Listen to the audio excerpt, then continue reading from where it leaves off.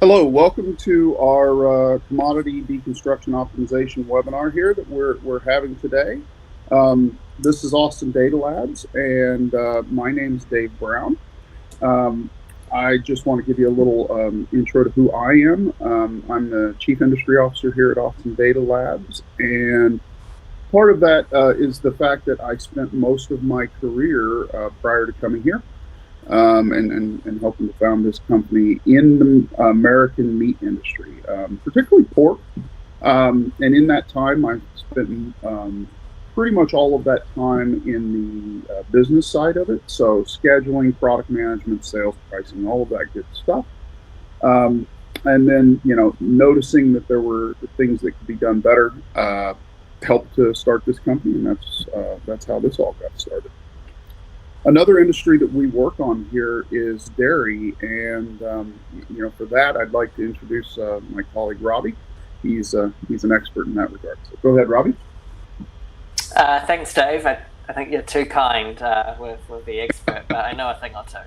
I'm Austin Data Labs Director of Dairy Optimization. I've been with ADL for coming up to 2 years now. Prior to that, I worked in a range of positions across the dairy supply chain, from manufacturing through to more the financial side. And I'd like to introduce my colleague Celso. Hello everybody. I'm Celso Batista.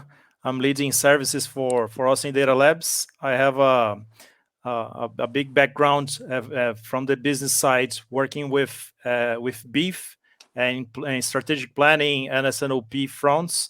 Then I have a couple years under my belt with poultry and pork in a different company. So I touched some of those proteins, the big ones. And now as a consultant, I could emerge into this dairy world as well. So there are lots of parallels that we will bring up in this discussion. Back to you, Dave. Excellent. All right, so for this next part, I'd like to just do a quick synopsis of what we think the term commodity deconstruction optimization means. It's not a common term in the industry. It's something that we've kind of created because we're talking about lots of different industries that all are very, very similar. And that's kind of, an overriding aspect of this conversation we're having today, is that a lot of industries that think they're very unique, the pork industry. When I was there, it was like nothing's like the pork industry. You find that that's actually not completely true. There's massive differences between the industries, but there are some very, very similar overarching concepts here. And the big part of it is that you're starting with a commodity that you're then going to take apart, and you're going to turn into smaller pieces. The other part of that makes it, very similar but challenging, is that when you make those choices to, for instance, let's say you're going to sell liquid milk, you can't sell cottage cheese or butter or any of those. You've made the decision to sell all of the products that would make those other products. Vice versa, if you were going to sell, for instance, a boneless loin out of a hog, you would now have to sell tenderloins and rib ends and boneless sirloins or bone-in ham ends, whatever might come off of that as a byproduct. And this is the defining factor, is this supply variability that then creates byproducts that you then have to sell whenever you make a choice. And you have demand variability that's often seasonal, as well as variable between days and all of this kind of thing. So when you think about this supply variability, that all the raw materials have variable characteristics. That's the first thing. Secondly, forecasting what you're going to be able to produce is extremely challenging. And it comes back to the fact that you have this variability between whether it's animals or whatever the commodity is, like milk. But there's this variability between days and between seasons, all of that. Then you have the more types of supply that you create, so think of, like organic or commodity or gap, those kinds of different types of raw material supply, the more of those that you get, the more exponential the problem becomes. Because you basically have, every time you create a new brand or a new supply type, you're doubling the options, as long as you're leaving all of your options open in each of those supply types. And then finally, choosing to make one item, like I mentioned before, has downstream effects, and they're massive downstream effects sometimes. It's not just like, oh, I choose this and I get one other thing. Sometimes, like, back to the boneless loin example, if you make a boneless loin, you can get 7, 8, 10 different byproducts that you weren't going to have if you sell the bone-in loin. So that's the supply variability. So, from the perspective of the supply issues, Robbie, what do you see in, the global milk world and around that? Yeah, great question, Dave.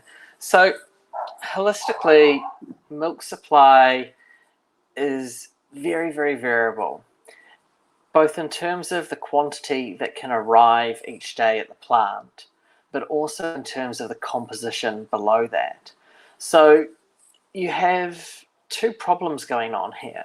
The first is that when you, as Dave said, when you're deconstructing, you start with a whole and you break it into its parts. But every time you break it down, you effectively constrain yourself further and further and further. And if things change, you're stuck with the decisions you've already made. So you can't respond.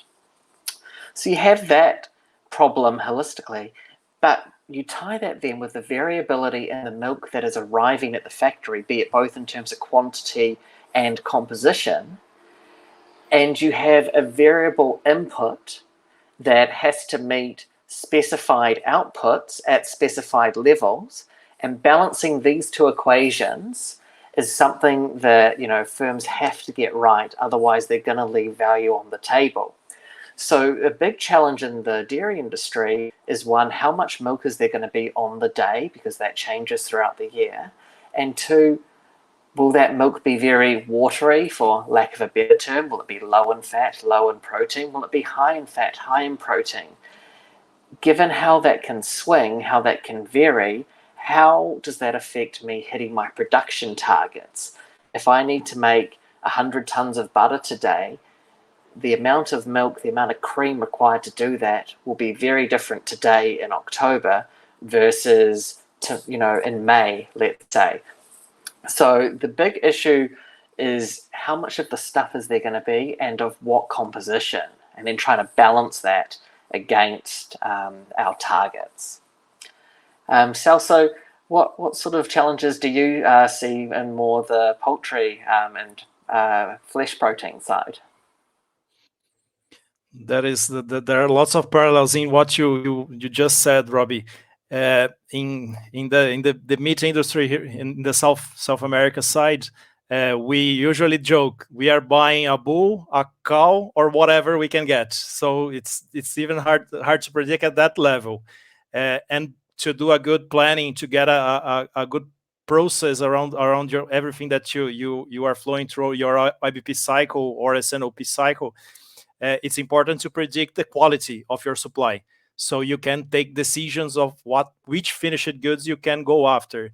And it's tough to predict even the number of animals you are purchasing on a daily level, because of the size. In Brazilian case, the size of the country, the weather plays a huge factor in it. If it's raining, if it's not.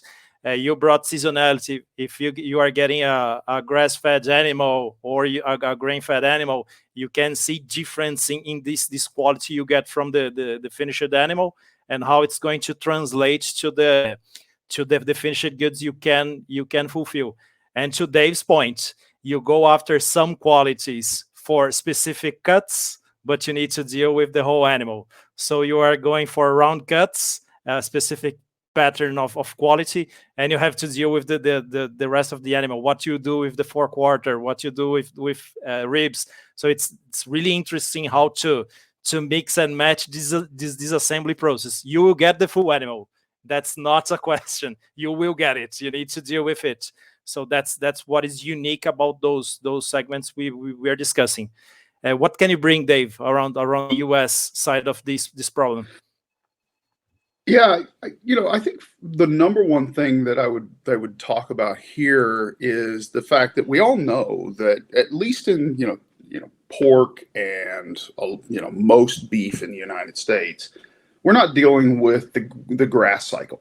In the U.S., that grass cycle has kind of been superseded by stockyards, or I should say feedlots, or in the pork world, housing. So we basically don't have that variability that you see, that extreme variability where you're almost shutting plants down for 2 or 3 months a year that you see elsewhere. But we see variability, whenever we start getting new crop corn, for instance, you're going to see animals grow very quickly in the fall and winter, and we get very heavy weights.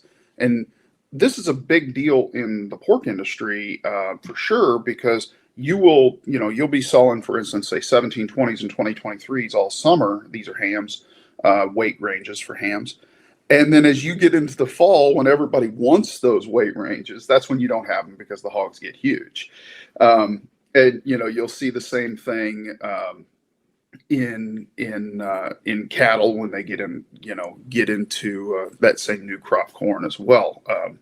So basically, we see variability that is within weight ranges a lot. We'll see variabilities within seasons in terms of total animal weight. But we don't have that grass curve.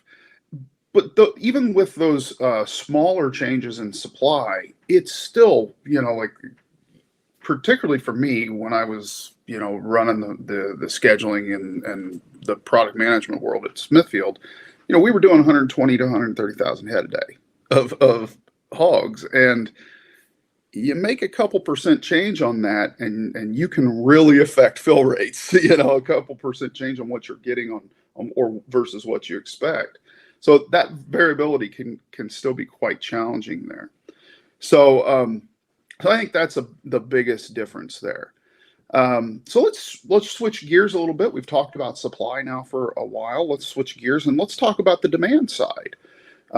So when I was thinking about this a little bit, I came up with, roughly 4 kinds of demand, and, you could turn this into 100 kinds of demand if you wanted to get nitpicky about it. But the 4 basic types of demand that we see is that you have uniform demand. So this is, the customers that just buy the same amount of product from you, the same codes, most of the time, if not every week, at least, 75% of the time. That's very uniform demand. That's what you build your business around. We all want that demand. Secondly, you have spot demand. Now, this is the negotiation stuff. You've got an extra load. Somebody wants an extra load. You figure out the price and you move on down the road. The third one is the longer term contractual demand. Now, you could say that there's, you threw a Venn diagram over the first one I talked about of long-term run rate uniform demand versus contractual. It's probably heavily, over top of each other. However, there is some differences here. Because contractual demand could be, frozen. It could be, anything that you've just done a long-term deal on. And then the final piece is frozen, dried, essentially longer shelf life type product. And that you could even include if you've got a processing kitchen that you're pushing your product to, so maybe your company makes bacon. You're sending all your bellies there. That's kind of in this same category of you've got a lot of demand out front that you've got to fill between now and then, but you have it's coming. So those are the kind of the 4 kinds of demand. Do you see any different ones, Celso, or is it pretty much the same in South America and the rest of the South? It is the same. It's really like the big channels are the same. I think what makes South America unique is the number of customers you need to address to have a successful business. In here, we talk in customers in the 1,000s, in thousands range. So how many thousand customers you have to move your product. And between wholesale, retail, food service, reaching, talking about Brazil, the size of the geographic of the amount of lands we need to cover, the amount of mouths we need to fit here. So dealing with this gigantic array of possibilities, we need to establish an SNOP to at least split the pie. So everybody needs to go after an amount of volume, so we can guarantee that we are moving the plants, that the animals you are slaughtering, you are moving it as finished goods, and you are allowing them to get inventory turns by itself. So that's one of the main triggers of setting SNOP, IBP cycles into those big meat industries. In South America, there is a uniqueness around seasonality. That's where most of people are interested. We have barbecue season in summer, so we can see some cuts with specific seasonality shapes. We have holidays that drives lots of decisions of which cuts will be consumed more in each time of the year. And we work here as an export platform. So the South America is a global production platform, and this brings a challenge. Certifications are on and off, depending on who is buying this product. And sometimes you are too big in inventory. Sometimes you shut a certification just to put your inventory in a better shape. So that puts a gigantic challenge, because you set all your footprint to address a couple of markets, then you see one certification go down and you need to reset the entire problem again. You need to go from first step. So that I think those are really unique things that we have here, dealing with a massive number of customers, dealing with seasonality, tropical area here, and also with working as a production platform for the planet. That brings lots of challenges to the equation. I think those would be the highlights from what we see here, the main pain points. So what do you think, Robbie? Anything different on your side? Yeah, all of that definitely resonates and rings true when it comes to dairy. I think some things that perhaps are a bit unique about dairy is the way in which the ununiform supply interacts with the ununiform demand can possibly exaggerate market conditions quite a lot. And what I mean by that is, typically Northern Hemisphere production in Europe will peak around about May. And as we go into the winter, that falls away. New Zealand production peaks around, September, October timeframe is at its trough, May, June, July. So there's globally not a uniform amount of supply.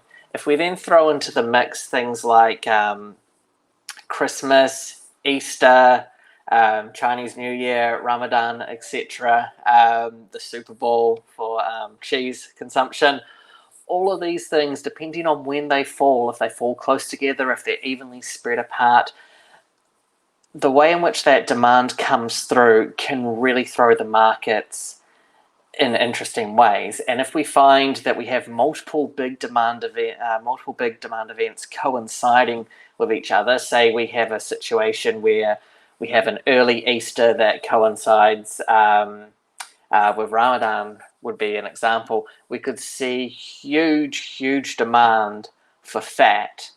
But of course, because it's disassembly, when we make fat products, be it our cheeses or our butters, we're going to have that protein left over. So particularly if if there's huge butter demand or AMF demand for confectionery, then that's going to result in a lot of non-fat dry milk or skim milk powder. How you manage that, how you balance that demand is crucial to how successful your business will be. We can't just view our demand for butter our demand for cheese in isolation. They need to be viewed as part of that whole composite stream, that whole product stream. Remember, if I'm making butter, I think we've said this a few times, I'm making skim as well. So although the butter may be attractive, what and how much skim am I making, and what am I going to do with that? Because if I don't understand that picture, if I can't marry the full demand side to the full supply side, I'm missing information, I'm making the wrong decisions. So we tend to see, like I say, if you get a confluence of big demand events, that can really throw things out of sync. And then if you tie that with natural lows in the production cycle, just based on how and when supply comes in, that can make for some very, very interesting issues on the demand side as well. I think another thing that's quite interesting about dairy is, for the most part, it's quite inelastic. People tend to think of dairy as a very base commodity, particularly milk. I don't want to say it doesn't matter what the price is, but generally speaking, fluid milk can go up and people won't shave demand until a point. So dairy demand is, I would say, it's very inelastic until it hits some critical point, and then the demand just goes very, very quickly. And you just find it just happens it's not, it hit $5 or it hit $4, it's some random number, but it was enough to push it over the end. And that, I think, is a real challenge as well, is how does that elasticity piece fit in to your production decisions? And Dave, how does that kind of link with what you say? Yeah, I was gonna actually jump in there to say the same, that we see the same thing in certain cuts, not all cuts, in the meat side in the U.S. I mean, you get into certain cuts that are much more inelastic. Think like ground beef, for instance. It's going to be much less elastic in demand than, say, something like a pork butt, or pork tenderloin, which is not just the basis of so many different types of dishes that are ate here in the U.S. or in North America. So you see a lot of that same thing, but then there's other cuts that are extremely price sensitive. But some of the other things that I see around demand that are important here is that it's really important to think about the seasonality of demand and how you can flatten some of that out. Some of the best successes that I had in my time during the meat, while I was managing the meat industry, was when I was trying to get rid of my worst sale. And this was always a big deal for me, is get rid of your worst sale every day if you can, right? And oftentimes, like you would go into, say, I remember early in my career, we were selling boneless picnics, and we just weren't doing a very good job of it. And I just started noticing that certain sales to, certain countries, and one was very particularly Japan, were very good, and then others weren't. So what we started doing was just methodically trying to sell more boneless picnics into Japan. Now, everybody knows that.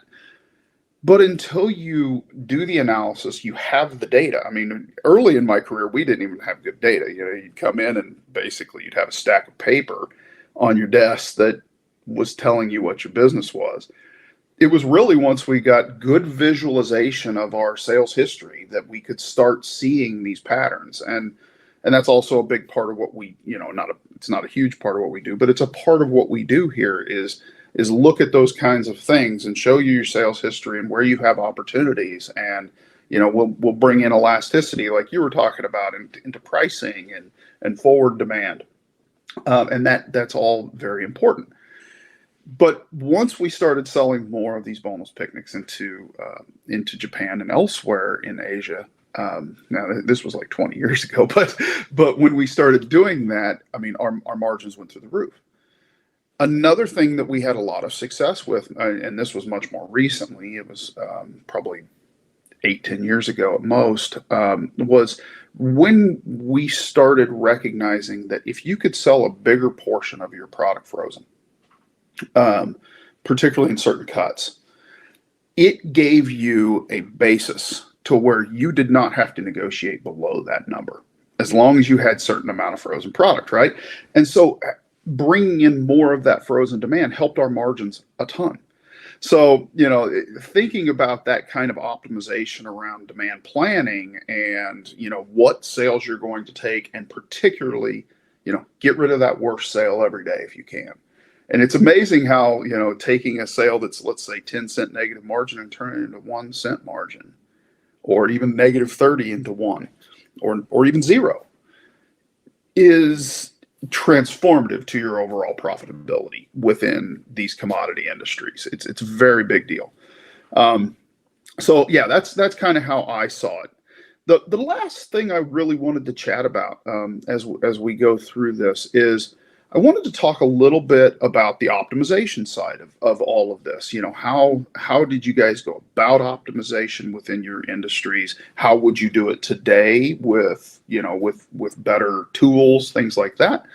And really, particularly thinking about the variability of supply and demand, primarily between days and seasons. And then perishability is also a big deal in these commodity industries. It's the one thing I didn't mention at the beginning around supply variability. Is this perishability is always the sword of Damocles that's hanging over our head, as we're trying to get all this sold. It doesn't last forever. So we've got to deal with that. So how would you think about that, Robbie, in optimization around perishability and variability and demand planning and all of that kind of thing in milk? Yeah, that's a great question. That's sort of at the core of where value can be added to the disassembly industry. Dairy in particular is a very low margin industry from a processor's perspective. It involves massive amounts of working capital and invested capital. It generates phenomenal revenues in the billions, but the margins are very, very thin. It's a very expensive commodity. To kind of give you a sort of frame of reference here, 1 kilogram, which is a little over 2 pounds of skim milk powder, that could be $3, right? So let's call a pound of milk powder $1.50 US. Conversely, 1 pound of sugar, I think, is probably around, depending where the market is, it could be around 11 or 12 cents. So it's a very expensive industry. I suspect meat is the same, partly because it's got a lot of protein in it, which is adds a lot of value. But because it's so expensive, if we're talking about a company with $1 billion revenue, 10 billion, 20 billion revenue, and these companies are out there, then if you can get just 1% more efficient in how you bring, and how you optimize, and that, generally speaking, that will translate all the way down the bottom line, because your marginal costs should be marginal. You've already paid for the milk at the farm end. You already have all your other OPEX costs accounted for. That can lead to serious impact on your bottom line. So understanding that, understanding how to actually optimize your network when you have such big fixed costs, such big material costs, is super crucial. A new whole milk powder dryer, a new skim milk powder dryer, we're talking in the hundreds of millions, half billions for that. So filling your assets and optimizing what goes through them and what comes out is, you can't run a successful business in the dairy industry without doing that. And then, like you said, Dave, you've got the perishability element as well. And that's something that we probably don't talk enough about, but it is super crucial. And it's where, when we're working with clients, where we actually spend a lot of our time. How do you optimize your tanker network? How do you optimize your pickups, your collections, your deliveries, and your processing, keeping in mind, you can only hold the raw material for so long, but also you can only hold the finished good for so long. Strictly speaking, if you've got a good factory and you're making good quality skim milk powder with low microbe, or everything is under control, everything is working as it should, that powder will be good. If it's bagged and stored correctly, it'll be good for 3 years. But I can tell you, after 3 months, it's not going to have the best buyers, and after 6 months, you're probably going to have to discount it to get rid of it or start chucking it into second-tier markets. So understanding both the perishability of the raw input and the attractiveness of the output, and how that factors into your decision making.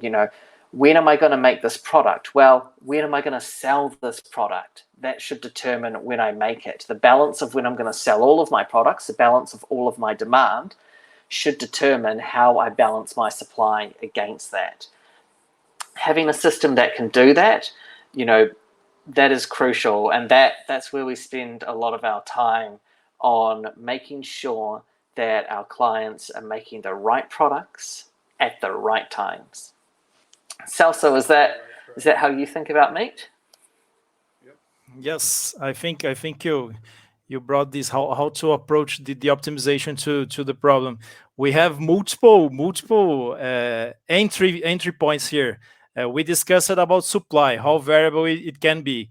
If we apply some statistics to it, we will increase the starting points from our plan. And we can go like the quality in the meat industry, the quality of animal you usually get from this farm.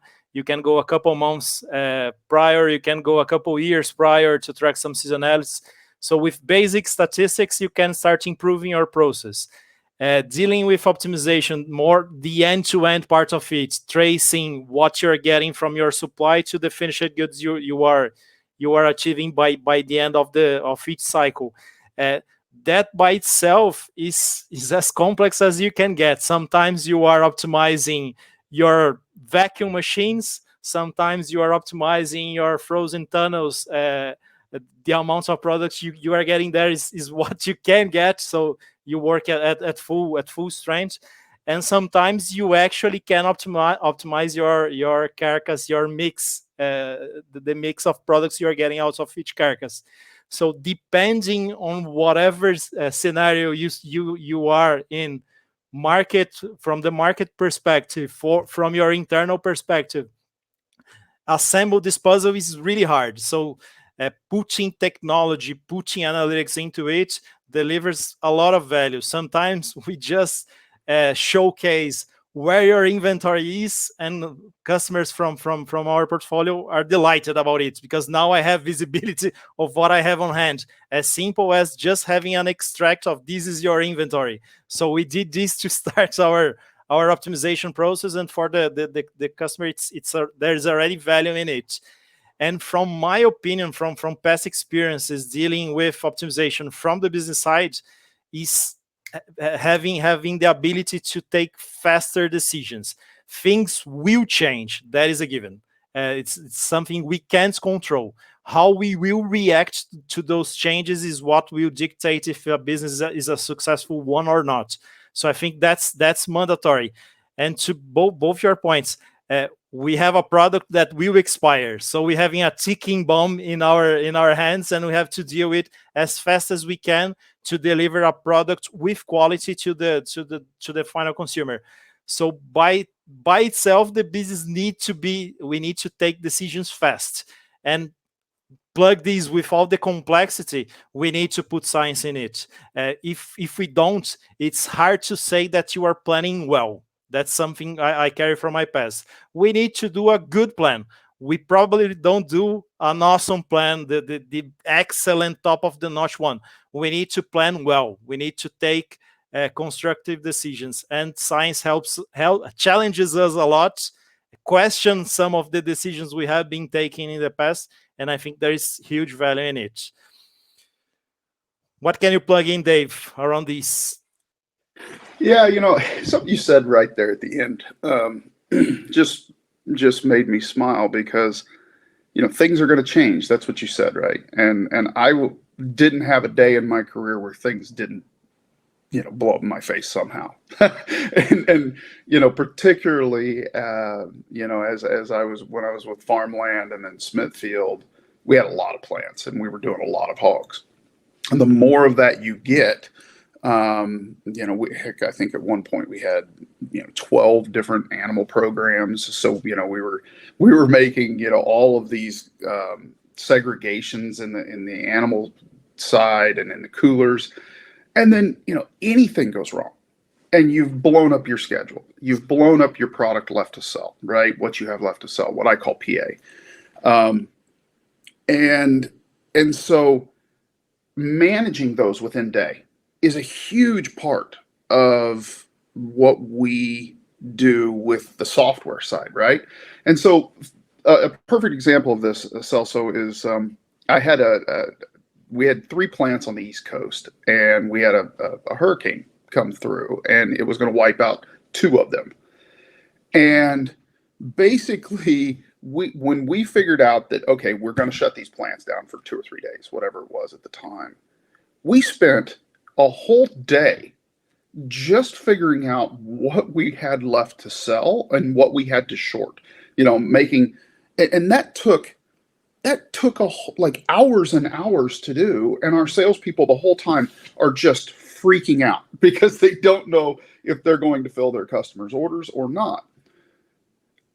That was, we had a decent scheduling tool at that time, but I can tell you that a scheduling tool like the one that we have here at Austin Data Labs, it would have done it in less than 30 minutes for 8 different meat plants, 120 something thousand head, and all of the different customers' demands. Because we would have been able to just change the number of animals coming in to 0, on the days that we were shutting them down, and, maybe add that Saturday. And then the system would recalculate what could be done from a production perspective, and then tell you downstream what you still had left to sell or what you were short. All of that could have been done in less than an hour, probably closer to 30 minutes, in a solution that was designed well to do it. But we ended up taking a whole day. And then basically the next 2 days, we were still dealing with it, the blowback from it, right? So that speed of change, it killed us during that time frame. And that happened a lot. But that one was a pretty egregious one because we were shutting down 2 or 3 plants. But making those finite changes, when you can make them quickly, we all know that the best sale you're going to make of the day is at the beginning of the day. Most of the time, you're going to get the best offers in the morning, and by the time you get to the afternoon, the sharks have are the only ones still swimming. And so, the quicker you can make those changes, particularly when you're adding product, the better your sales is going to be on the backside. And a little said thing is that the better your team chemistry is going to be. Nobody ever talks about that, but that's really important. There's a whole book written on it called The Speed of Trust, right?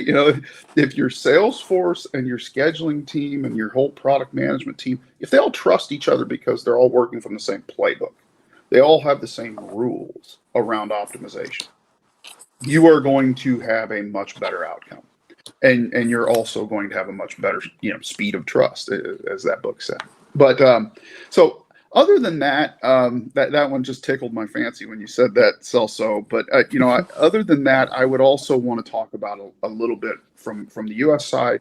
A big deal here is the optimization of downgrading higher value raw material into lower value. This happens a lot, and it's in most places that I come to, they don't really understand the cost. And so, along with everything you guys said, I agree with all of it. It's pretty much relevant in the American meat business too. I just wanted to talk about this secondary thing, which is if you are, say, paying $20 a head more for an animal because it's organic or GAP or whatever it is, and then you're only filling 20 to 30%, taking 20 to 30% of that animal and selling it at that higher value finished good price, and the rest of it, let's say 70% of that animal, the rest of it's being sold as commodity, you are almost never making money if you're doing that, or at least not making a lot more money. So having this is a big deal when you have all of these different animal classes or all of these different brands. Optimizing that mix and getting your sales force to understand what they have left to sell in the future for each different brand, for each different type of product is huge.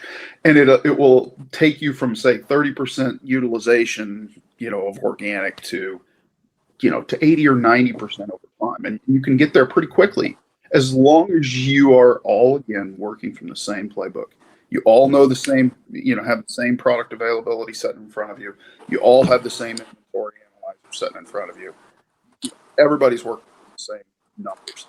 And everyone it allows you to do things like have a plan, right, to get more, because you're not just sitting here focusing all day on fighting the fire of what do I have left to sell or what am I going to schedule. So that's a big deal from an optimization perspective in my mind as well, to go on top of all of those others. So unless, do either of you guys have a rebuttal or anything you want to say, or are we getting close to the end here? We can go hours and hours on this topic. Yeah. Yes, we could. Yeah, to the user, to the folks viewing this, this is the kind of thing that the three of us could geek out on for, just like Celso said, for hours. We do it. So it's a good time. Anything from you, Robbie? No, just it all rings true. Having full visibility of what's coming in, what you're doing with it, where it's going, all of the in between is just crucial. And without that, you're flying blind. Yeah, I went from zero visibility at the beginning of my career to much more visibility toward the end, and I can tell you for a fact it's transformational. So I totally agree, Robbie. Thanks everyone for showing up and watching this. Hopefully you got something out of it, and we'll catch you later.